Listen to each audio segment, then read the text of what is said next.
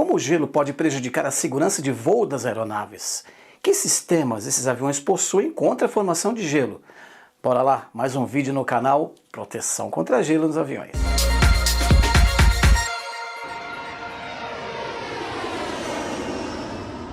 A formação de gelo nas aeronaves é muito mais perigoso do que se imagina. Vamos aqui nesse vídeo conhecer os vários sistemas que os aviões possuem de proteção e também os vários procedimentos que as empresas devem seguir para a proteção dos aviões. 27 de dezembro de 1991, o voo SAS 751, decolando de Estocolmo para Varsóvia, com escala em Copenhagen, perdeu potência dos seus dois motores, poucos minutos após ter saído do solo na decolagem. A aeronave, praticamente em voo planado, fez um pouso de emergência em um terreno à frente e, felizmente, nenhum dos 129 ocupantes perderam a vida. A conclusão desse acidente concluiu que havia uma camada de gelo sobre as asas e que foi formada durante o tempo que o avião estava parado no solo. Após a decolagem, esse gelo se soltou das asas e foram direto para as entradas de ar dos dois motores JT-8D do McDonnell Douglas MD-81, causando a falha dos motores.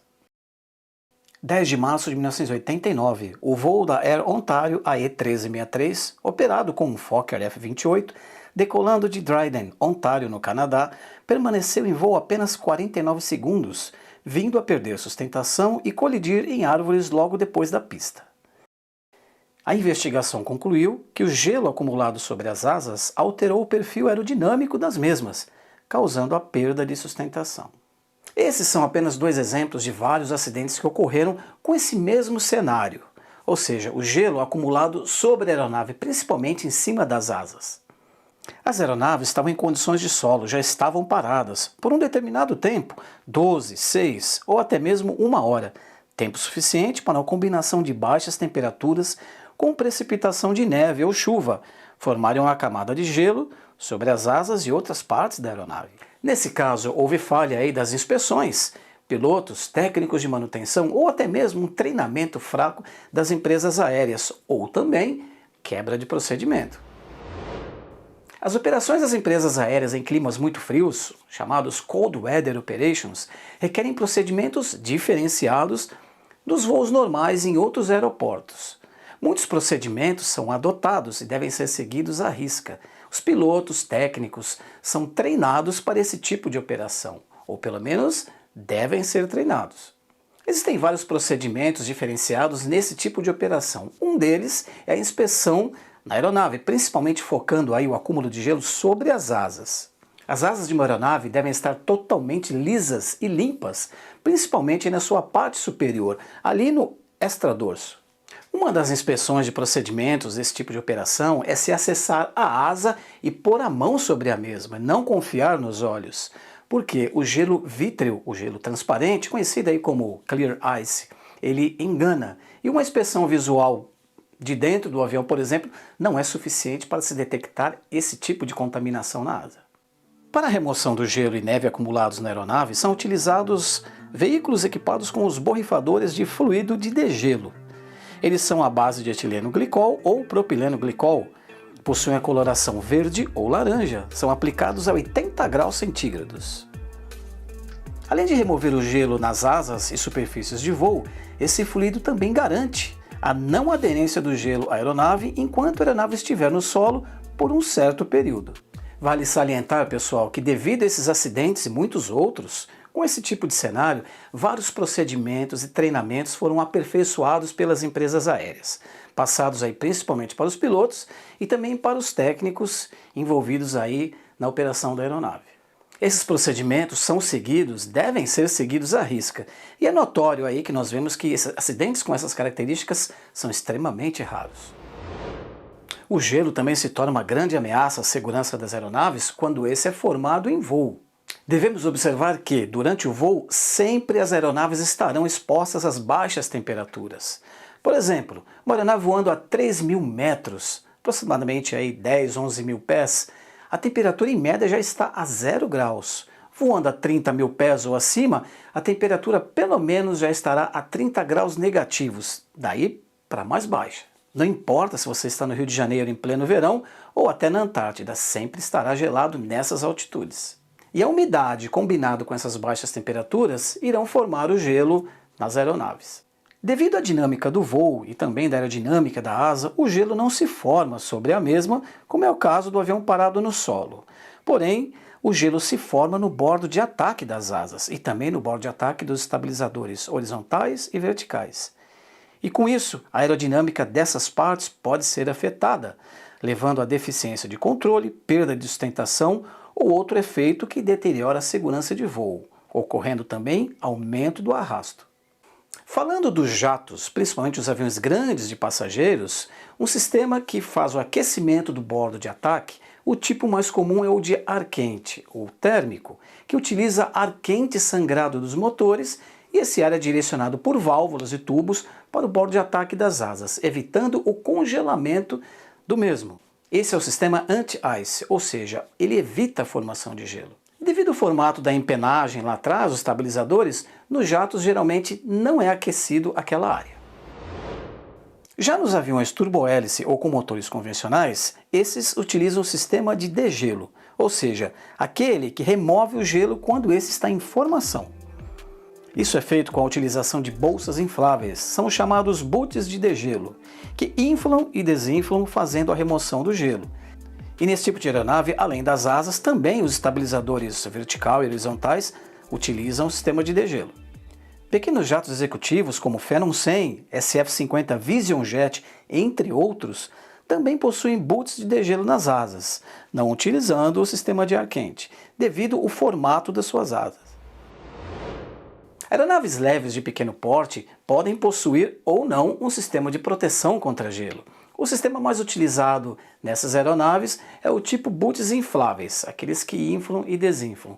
Um outro sistema, que é a líquido, chamado de TKS, também pode ser utilizado e vem sendo muito utilizado nessas aeronaves.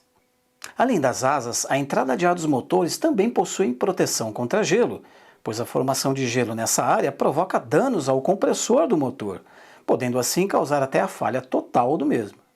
Dos motores a jato, por exemplo, os grandes jatos comerciais ou até aviões pequenos com motores a jato, o sistema é o de ar quente, igual esse aí do bordo de ataque das asas, com ar sangrado dos motores, que também é o tipo anti-gelo, ou seja, anti-ice.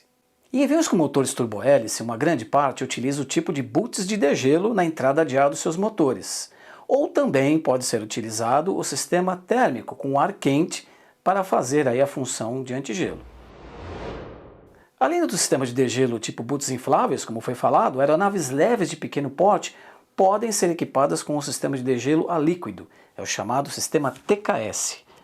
O bordo de ataque das asas e estabilizadores horizontais e verticais possuem micro-orifícios, no qual um fluido age quimicamente, evitando que o gelo se forme ou fique impregnado nessas partes. Para isso, um reservatório e bombas elétricas, além de tubos e mangueiras, fazem parte do sistema.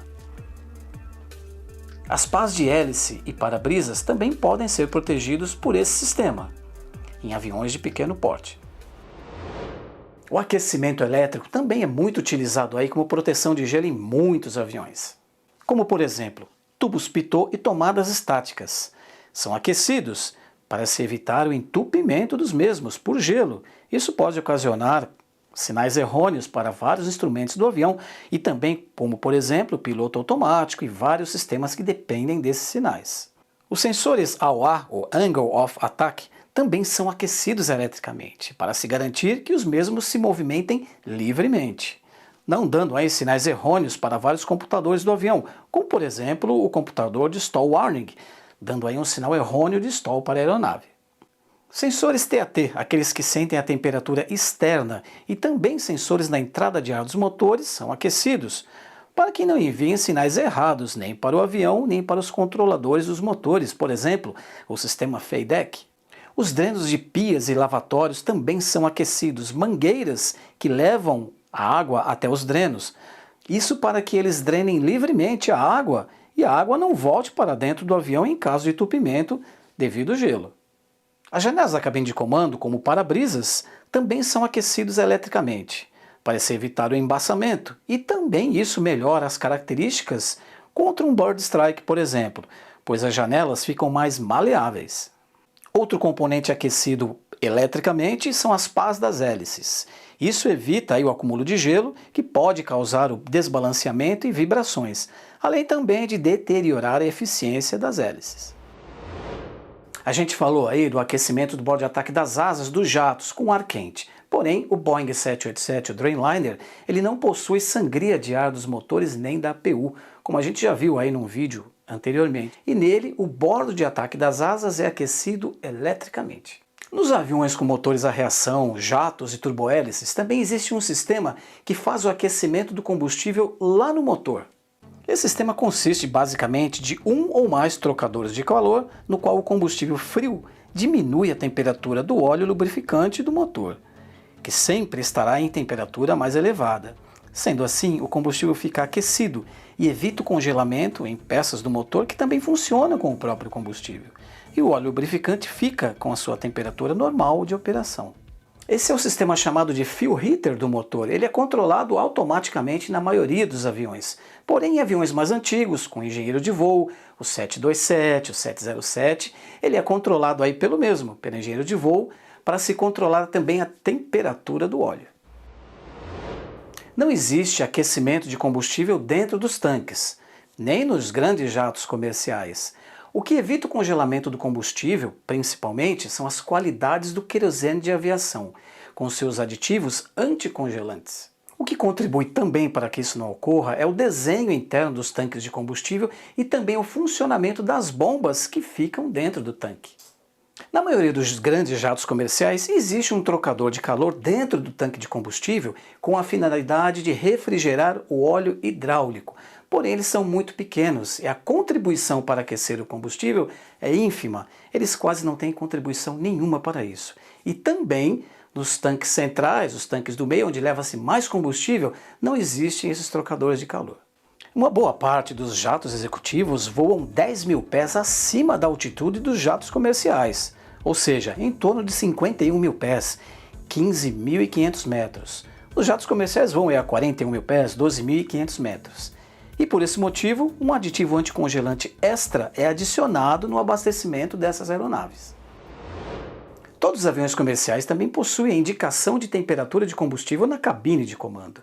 Aviões mais sofisticados, sistemas eletrônicos, avisam os pilotos quando chega até um certo limite crítico de baixas temperaturas do combustível.